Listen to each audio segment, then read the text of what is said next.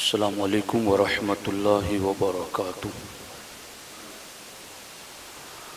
الحمد للہ رب العالمین والصلاة والسلام علی سید الانبیاء والمرسلین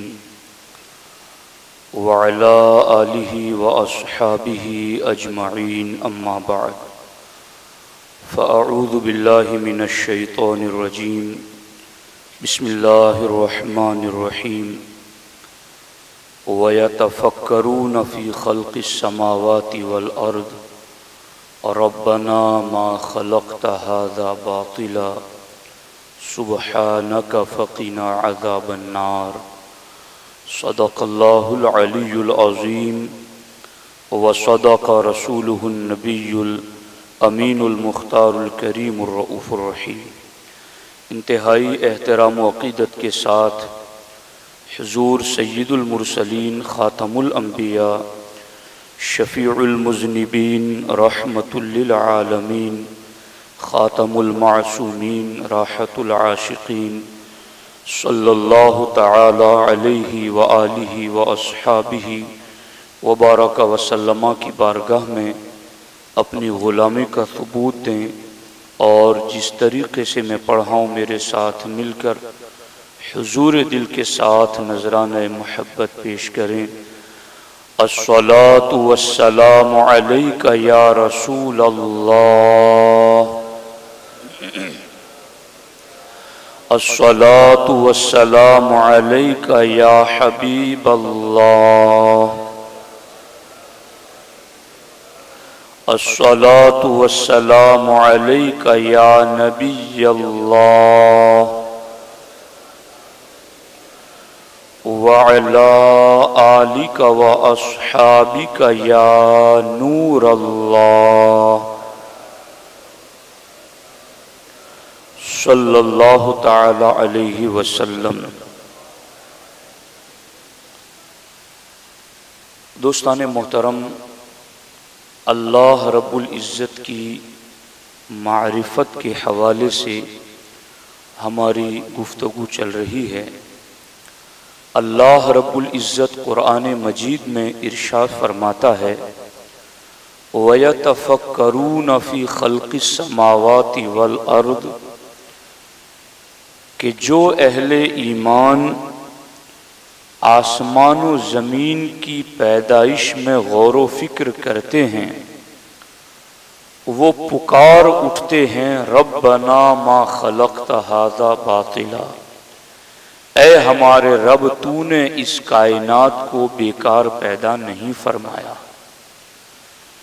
اس قسم کی قرآن مجید میں درجنوں آیات طیبات ہیں جن میں اللہ جل مجدہ الکریم نے اپنے بندوں کو اپنی پیدا کی ہوئی مخلوقات اور کائنات میں غور و فکر کرنے کی دعوت پیش کی ہے۔ میرے ساتھیوں اور بزرگوں، ہم اگر مسجد کا، مدرسے کا، کسی ہوٹل کا کوئی نقشہ بنوانا چاہیں، ہم کسی انجینئر کو، آرکیٹیکٹ کو بلائیں اور اس سے کہیں کہ ہم اپنا فلاں اپارٹمنٹ آپ سے بنوانا چاہتے ہیں، تو وہ اپنی پہچان، اپنی کاریگری، اپنی فنکاری، اپنی مہارت دکھانے کے لیے آپ سے کہے گا کہ فلاں گاؤں میں جو مسجد بنی ہوئی ہیں اس کا نقشہ میں نے ہی تیار کیا ہے، آپ جا کے دیکھ سکتے ہیں۔ فلاں اپارٹمنٹ میرا بنایا ہوا ہے، آپ اس کی جا کے وزٹ کر سکتے ہیں۔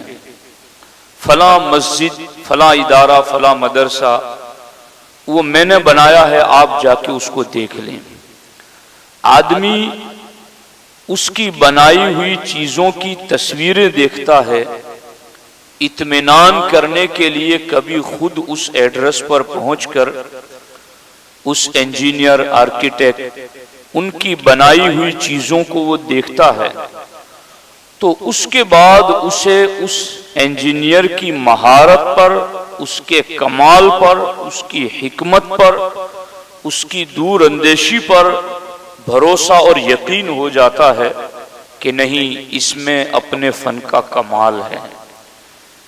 دوستو، جب ہم کسی کی بنائی ہوئی چیزوں کو دیکھتے ہیں تو اس کی حکمت، اس کا علم، اس کا کمال ہماری سمجھ میں آتا ہے۔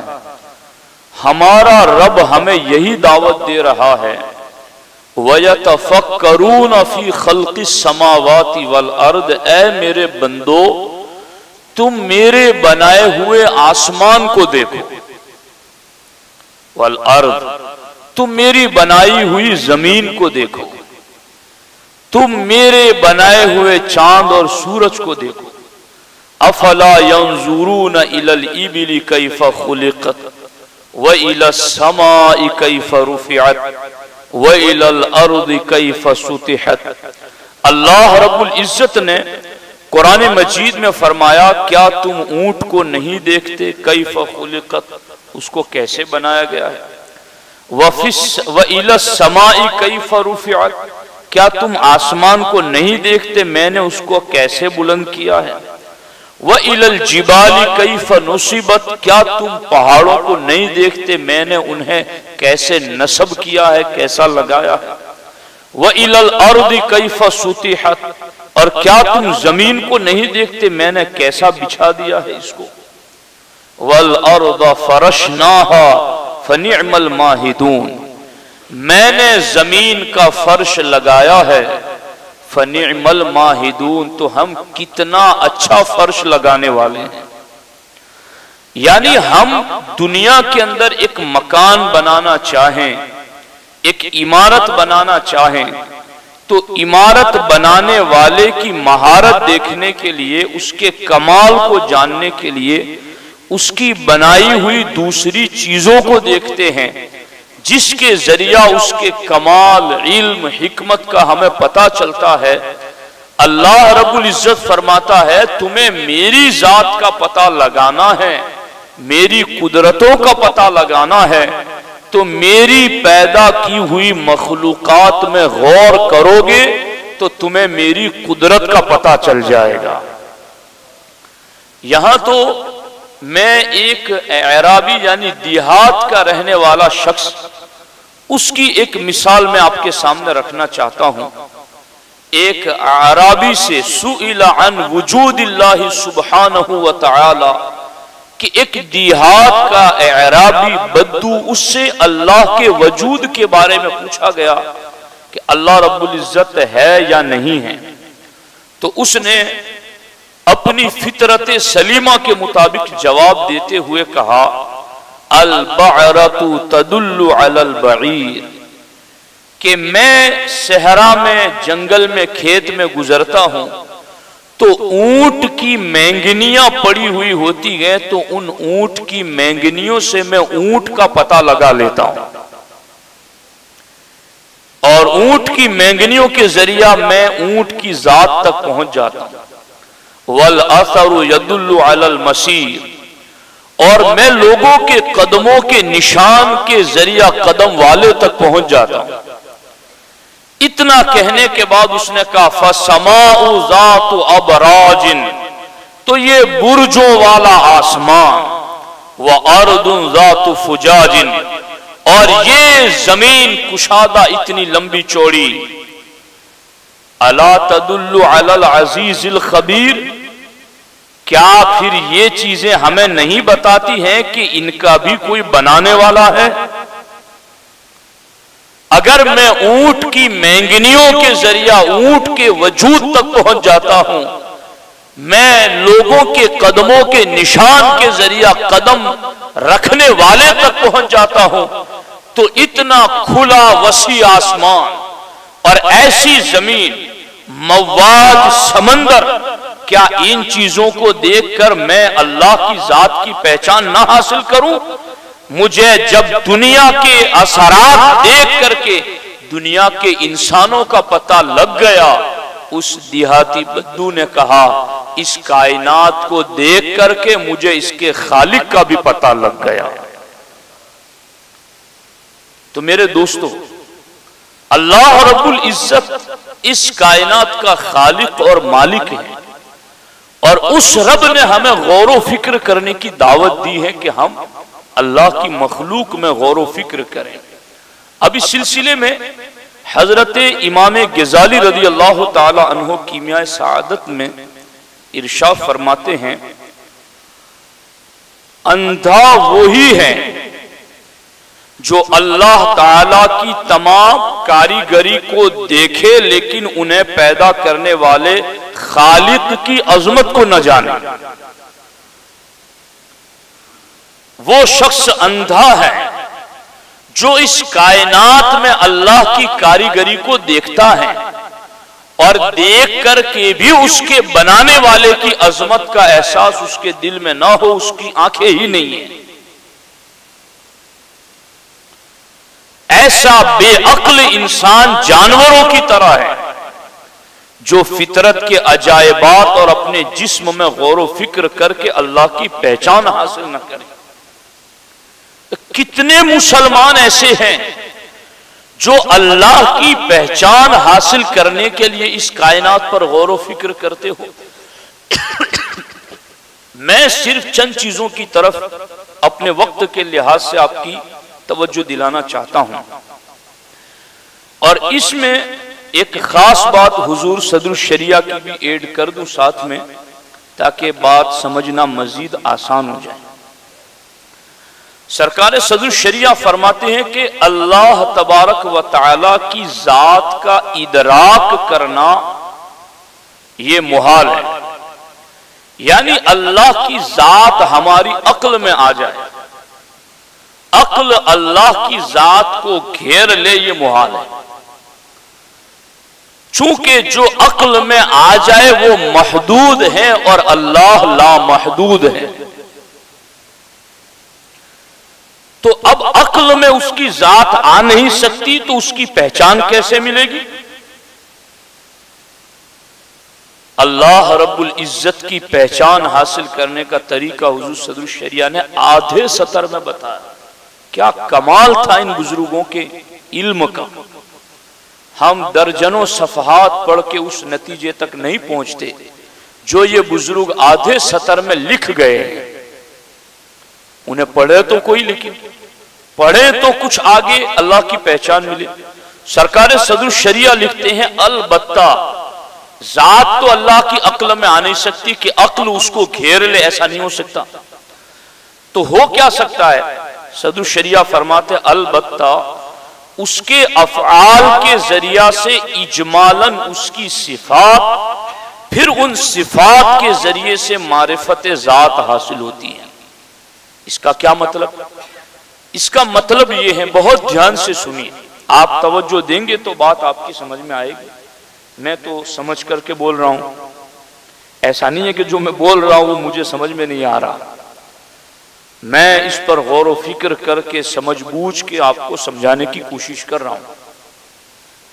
تو اگرچہ یہ ایسے موضوعات ہیں جن پر عام لوگ ڈسکس کرتے نہیں اور آپ لوگوں کو سننے کا ہو سکتا ہے موقع کم ملا ہو، تو اب حالات ہی ایسے بن رہے ہیں، اور پھر یہ عقیدہ توحید اسلام کے تمام عقائد میں بنیادی عقیدہ ہے، اللہ کو ایک ماننا، اور ہمارے علماء نے اس بات کو باضابطہ کتابوں میں لکھا ہے کہ اگر اللہ تبارک و تعالی انبیاء کو نہ بھی بھیجتا تب بھی انسان پر فرض تھا کہ اللہ کی نشانیوں کو دیکھ کر اللہ کے وجود پر ایمان لاتا۔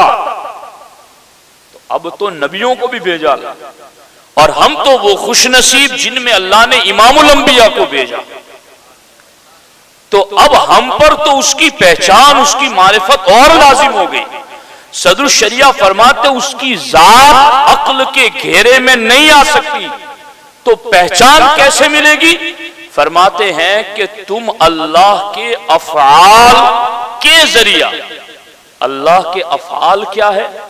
اتنا بڑا آسمان بنایا ہے، کوئی ستون نہیں، بغیر عامد ترونہا، اللہ رب العزت ارشاد فرماتا ہے کہ بغیر ستون کے میں نے اتنا بڑا آسمان کھڑا کیا ہے۔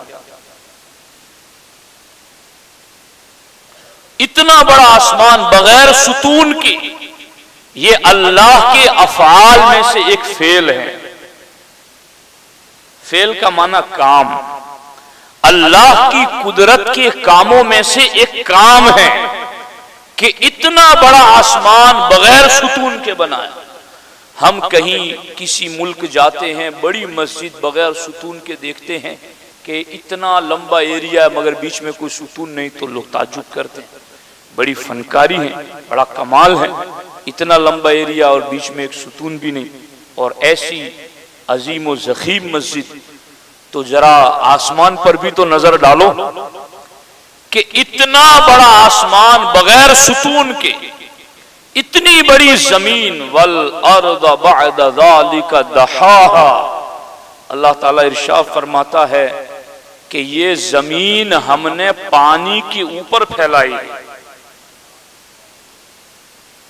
پانی کے اوپر پھیلائی۔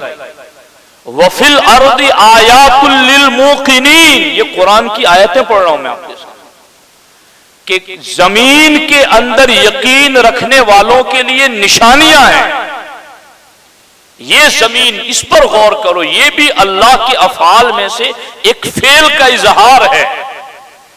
سورج زمین سے کتنا بڑا ہے اور روزانہ اس کو نکالتا بھی ہے، غروب بھی کرتا ہے۔ ہوائیں انسان کے لیے کتنی ضروری ہیں، ہر ایک جاندار کی ناک کے قریب ہوا کو وہ پہنچاتا ہے۔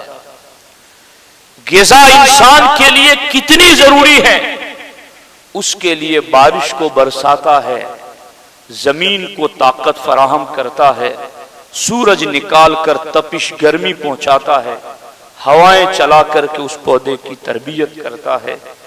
یوں اپنی ہر مخلوق کے لیے وہ غذا کا اہتمام فرماتا ہے۔ اس پوری کائنات کے اوپر جب ہم غور کریں گے تو حضور صدر الشریعہ فرماتے ہیں کہ اللہ کے افعال پر جو غور کرے گا اسے پھر اللہ کی صفات کی پہچان ہوگی۔ وہ کھلانے والا رب صرف انسانوں کو تو نہیں کھلاتا، ہر مخلوق کو کھلاتا۔ سمندر میں ویل مچھلی، اس کی غذا ٹنوں من روزانہ کی، اس کو وقت پر غذا کون پہنچاتا ہے؟ پرندوں کو غذا کون پہنچاتا ہے؟ سمندر میں ہزاروں قسم کی مخلوقات، ان کو غذا کون پہنچاتا ہے؟ پرندوں کو ان کے وقتوں پر ان کی غذا کون پہنچاتا ہے؟ جب بندہ ان چیزوں پر غور کرتا ہے تو اللہ کی صفت رزاقیت کی پہچان ملتی ہے کہ وہ رزاق کتنا بڑا ہے۔ بے ستون کے آسمان پر غور کرتا ہے تو اس کی صفت قادر و قدیر کی پہچان ملتی ہے کہ اس کی قدرتیں کتنی زیادہ ہیں۔ پانی پر پھیلی ہوئی مٹی پر غور کرتا ہے تو اسے اللہ رب العزت کے غالب عزیز ہونے کی معرفت ملتی ہے۔ حضور صدر الشریعہ فرماتے ہیں جب تم اللہ کے ان افعال پر غور کرو گے تو ان افعال کے ذریعہ تمہیں اس کی صفات کی پہچان ملے گی اور پھر صفات کے ذریعہ اس کی ذات کی پہچان ملے گی۔ یہ طریقہ اللہ رب العزت نے بتایا۔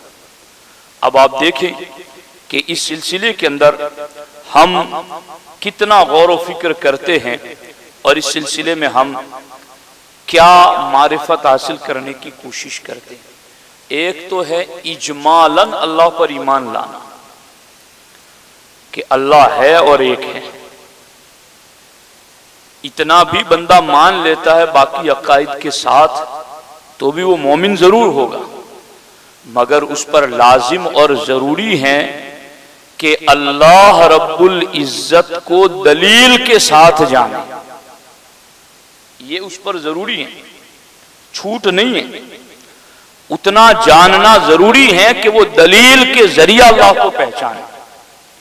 باضابطہ عقائد کی کتابوں میں آپ دیکھیں گے تو اس پر بحثیں نظر آئیں گی کہ اللہ رب العزت کی پہچان دلیل کے ذریعہ کرنا واجب ہے امت پر۔ سنوریہم آیاتنا فی الآفاق وفی انفسہم، کہ اگر وہ ہماری نشانیوں میں غور کریں گے تو ہم آفاق اور انفس یعنی کائنات میں اور ان کے ذات دونوں میں ہم انہیں اپنی نشانیاں دکھائیں گے۔ حضرت امام شافعی رضی اللہ تعالیٰ عنہ شہتوت کے درخت کے پاس کھڑے تھے۔ کسی نے پوچھا حضور اللہ ہے؟ کہا ہاں ہے۔ کہ اس کے وجود کی دلیل کیا ہے؟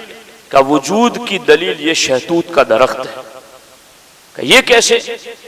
کہ اس درخت کے پتوں کو بکری بھی کھاتی ہے، اس درخت کے پتوں کو ریشم کا کیڑا بھی چاٹتا ہے، اس درخت کے پتوں کو ہرن بھی کھاتی ہے، اور اس درخت کے پتوں اور پھولوں کا رس شہد کی مکھی بھی چوستی ہے۔ تو حضرت اس میں اللہ کے وجود کی کیا دلیل ہے؟ کہ یہی تو اللہ کے وجود کی دلیل ہے کہ پتے ایک ہی ہیں، مگر ہرن کھائے تو اس میں اللہ مشک پیدا فرماتا ہے، ریشم کا کیڑا چاٹے تو اس سے اللہ ریشم پیدا فرماتا ہے، شہد کی مکھی اس کا رس چوسے تو اللہ اس سے شہد پیدا فرماتا ہے، اور بکری کھائے تو اللہ رب العزت اس سے دودھ پیدا فرماتا ہے۔ میٹیریل ایک ہے، چیز ایک ہے، مگر سب کے نتیجے اثرات جدا جدا ہے۔ اس سے میں جانتا ہوں کہ یہ درخت اپنی اصل کے اندر مؤثر نہیں ہے، اس کا اثر تو صرف پتے ہی پتے تھے، مگر ایک چیز چار جانور کھا کر کے جدا جدا نتیجے دے تو پتا چل گیا کہ ان کا خالق اللہ رب العالمین ہے۔ تو اس کائنات پر ہر سو اللہ رب العزت نے ہر گیا ہے کہ می روید وحدہ لا شریک می گوید۔ زمین سے جو بھی ہریالی اگتی ہیں اس کا پتا پتا وحدہ لا شریک کے ہونے کی گواہی دیتا ہے۔ اس پر غور و فکر کرنا۔ اب ایک آیت مبارکہ اس وقت میرے سامنے اور بھی ہیں اور وہ بہت خاص ہے۔ حضرت موسیٰ علیہ السلام فرعون کے پاس گئے تو فرعون نے کہا قال فرعون وما رب العالمین۔ فرعون چونکہ خود انا ربکم الاعلی کا نعرہ لگاتا تھا کہ میں رب ہوں، اپنے آپ کو خود رب کہتا تھا معاذ اللہ۔ حضرت موسیٰ کلیم علیہ السلام اسے اللہ کے ایک ہونے کی دعوت دینے کے لیے گئے تو فرعون نے کہا وما رب العالمین، عالمین کا رب کون ہے اور عالمین کا رب کیا ہے؟ اصل میں یہ تھوڑا توجہ دیجیے، آپ دھیان ہے آپ لوگوں کا۔ اس نے پوچھا وما رب العالمین، رب العالمین کیا ہے، یعنی کس چیز سے بنا ہوا ہے معاذ اللہ۔ اس نے کیا پوچھا کہ میں رب ہونے کا دعوے دار ہوں تو میں بنا ہوا ہوں، تمہارے سامنے ہوں، تو تم اگر کسی اور رب کی طرف بلا رہے ہو تو وہ کیا ہے؟ حضرت موسیٰ علیہ السلام جانتے تھے کہ اللہ رب العزت میٹیریل سے پاک ہے، اجزاء سے پاک ہے، تو حضرت موسیٰ علیہ السلام نے ڈائریکٹ اللہ کی صفات کی تعریف کی۔ یعنی جو حضور صدر الشریعہ علیہ الرحمٰن نے لکھا کہ افعال کے ذریعہ اجمالاً صفات کی، پھر صفات کے ذریعہ اجمالاً ذات کی معرفت ملتی ہے۔ موسیٰ کلیم علیہ السلام کو پوچھا کہ وما رب العالمین، رب العالمین کیا ہے؟ تو حضرت موسیٰ علیہ السلام نے فرمایا رب السماوات والارض وما بینہما ان کنتم موقنین۔ موسیٰ کلیم نے فرمایا رب آسمانوں کا بھی ہے، زمین کا بھی ہے، اور جو کچھ درمیان میں ہے ان سب کا وہ رب ہے۔ ان کنتم موقنین، اگر تمہیں یقین ہو، یعنی تم یقین کرو تو یہ زمین یا آسمان اور اس کے درمیان جو کچھ ہے سب کا وہ مالک ہے، سب کا وہ رب ہے۔ تو رب ہونا یہ اللہ کی صفت ہے، تربیت دینا، پالنا، پرورش کرنا۔ حضرت موسیٰ علیہ السلام نے جب یہ کہا تو قال لمن حولہ الا تستمعون، تو فرعون کے آس پاس میں جو لوگ کھڑے تھے ان سے فرعون نے کہا کہ کیا تم غور سے سنتے نہیں کہ میں نے پوچھا کیا اور موسیٰ کلیم جواب کیا دے رہے ہیں؟ سمجھ آ رہی ہے نہیں آ رہی؟ یہی وہ مقام ہے جہاں کہا گیا کہ اللہ کی ذات کے بارے میں غور و فکر نہ کرو، اس کی نشانیوں کے بارے میں غور و فکر کرو۔ وہ اللہ کی ذات کے بارے میں پوچھ رہا تھا، کیسا ویسا تیسا اللہ اس سے پاک ہے۔ تو اس نے پوچھا تھا وما رب العالمین، تو موسیٰ علیہ السلام نے اللہ رب العالمین کی ذات کے بارے میں نہیں بتایا، اس کی صفات کے بارے میں بتایا، اور صفات کے بارے میں بتا کر کے اس کو اللہ کی پہچان دینے کی کوشش کی۔ تو ہمارے لیے بھی اس چیز میں نصیحت ہے کہ ہم بھی اس کی صفات میں غور کریں، اس کے افعال اور اس کی قدرت کی نشانیوں میں غور کریں۔ موسیٰ علیہ السلام کے بارے میں کہا الا تستمعون، اپنے ساتھ والوں سے سنتے نہیں ہو، یہ کیسی بات کرے؟ تو موسیٰ علیہ السلام نے پھر کہا کہ اگر تجھے اتنی بڑی بات سمجھ میں نہیں آ رہی ہے کہ اللہ وہ ہے جو آسمان و زمین اور اس کے درمیان کا رب ہے، تو پھر آپ نے فرمایا ربکم ورب آبائکم الاولین، اللہ وہ ہے جو تمہارا بھی رب ہے، تمہارے باپ دادا کا بھی رب ہے، تم سب کو اسی نے پیدا کیا۔ اب بالکل اتنی بڑے زمین و آسمان سے لا کر اس کے وجود پر ٹکا دیا کہ تمہیں اپنا وجود تو پتا ہے کہ تم پیدا ہوئے ہو، جن سے پیدا ہوئے ہو وہ بھی پیدا ہوئے اور وہ بھی کہیں سے پیدا ہوئے ہیں۔ تو یوں جب تم سلسلہ لے کر چلو گے تو تمہیں پتا چلے گا کہ اللہ ہے، وہ ایک ہے اور وہی وحدہ لا شریک ہے۔ ربکم ورب آبائکم الاولین۔ اور پھر حضرت موسیٰ علیہ السلام نے اور دلیل دیتے ہوئے کہا قال رب المشرق والمغرب وما بینہما ان کنتم تعقلون، جس اللہ کی طرف میں بلا رہا ہوں وہ مشرق کا بھی رب ہے، مغرب کا بھی رب ہے، اور مشرق و مغرب کے درمیان کا بھی رب ہے، ان کنتم تعقلون، اگر تم عقل سے کام لو۔ یعنی یہ تینوں آیتوں میں آپ غور کرو۔ اصل میں یہ بات بہت سنجیدگی سے بیٹھ کے سمجھنے والی ہے، سمجھانے والی ہے، کاش کہ آپ بھی ان کو توجہ سے سنیں۔ تینوں آیتوں میں اللہ رب العزت نے کیا فرمایا؟ پہلی آیت میں حضرت موسیٰ نے جو فرمایا کہ آسمان و زمین اور اس کے درمیان کا رب ہے وہ اللہ ہے، تو وہاں بھی حضرت موسیٰ علیہ السلام نے یہی لفظ ذکر کہ ان کنتم موقنین، اگر تمہیں یقین ہو۔ پھر دوسری جگہ حضرت موسیٰ علیہ السلام نے فرمایا رب المشرق والمغرب وما بینہما ان کنتم تعقلون، کہ اللہ وہ ہے جو مشرق و مغرب اور اس کے درمیان کا رب ہے اگر تم عقل سے کام لو۔ یعنی عقل اور یقین سلامت ہے تو بندے کو ہر چہار سمت اللہ کی قدرت کے نظارے ضرور نظر آتے ہیں، اور اس معرفت میں بندہ جتنا پختہ ہوتا ہے اسی قدر اسے عبادت کی لذتیں بھی ملتی ہیں، اسی قدر وہ گناہوں سے بھی بچتا ہے، اور اسی قدر اسے اللہ کی ذات پر توکل اور بھروسہ پیدا ہوتا ہے۔ تو جتنی معرفت زیادہ ہوگی اسی قدر توکل، سجدوں کی لذت، عبادات کی لذت پیدا ہوگی۔ تو میرے ساتھیوں، اللہ کی ان نعمتوں میں غور کر کے دلائل کے ذریعہ اللہ کی پہچان حاصل کرنے کی ہم سب کو ضرورت ہے اور ہم سب پر واجب ہیں۔ اللہ کریم مجھے آپ کو سب کو اپنا حقیقی عرفان نصیب فرمائے اور اس کے خیر والے نتائج و اثرات سے بھی ہمیں بابرکت فرمائے۔ السلام علیکم ورحمۃ اللہ۔